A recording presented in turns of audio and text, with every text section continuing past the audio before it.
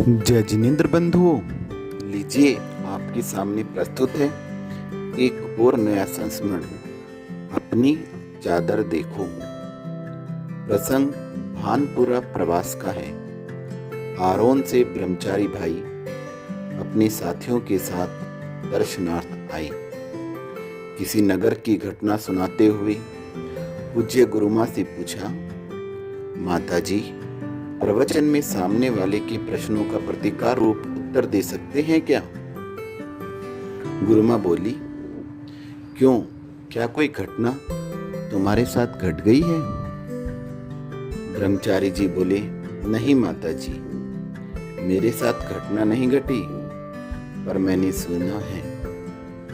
सुना है एक समय अर्थात प्रातःकालीन उनके प्रवचन हुए तो उन्होंने सायंकालीन प्रवचन करने वालों के प्रवचनों का प्रतिकार किया। सायंकालीन वालों के प्रवचन का प्रतिकार पूर्ण उत्तर प्रातःकालीन वाले प्रवचनकार ने दिया, इसलिए मैंने आपसे यह पूछा है।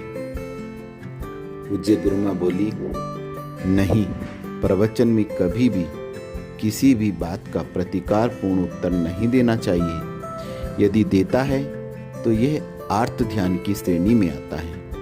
कहने को धर्मोपदेश है, पर किसी की काट छाट करने का विचार कर रहा है तो आर्त ध्यान ही है।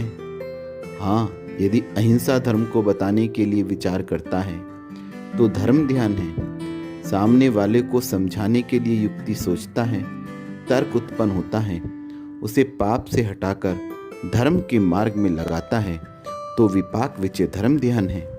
दूसरी बात, हमें कभी किसी की काट छाट नहीं करना चाहिए। किसी की प्रभावना से ईर्ष्या परिणाम नहीं करना चाहिए। अपनी जितनी चादर है उतने ही पैर फैलाना चाहिए। हमें अपनी क्षमता औकात देकर ही कार्य करना चाहिए। तीसरी बात याद रखो, हम साधु किस लिए बने हैं? हमने कल्याण के लिए या प्रभावना के लिए? हम साधु बने हैं आत्म कल्याण के लिए। कोई आए या ना आए, हमें क्या मतलब है? क्या अकेले चुपचाप बैठे रहने से साधना नहीं होती है? चुपचाप शांत बैठना साधक की सबसे बड़ी साधना है। सब कुछ आता है फिर भी देखते रहना, कुछ ना कहना, ऐसी साधना दुर्लभ है। अपने को ऐसी साधना करना है। इसलिए मेरे विचार से कभी भी उन उलझनों में मत उलझना। सहजता से श्रावकगण आए तो अहिंसा धर्म का उपदेश दे दो, नहीं आए तो दबाव डालकर कभी नहीं बुलाना, वरन प्रसन्न होकर हमें आत्म आराधना का सुनहरा अवसर मिला है, उसका सदुपयोग करना चाहिए।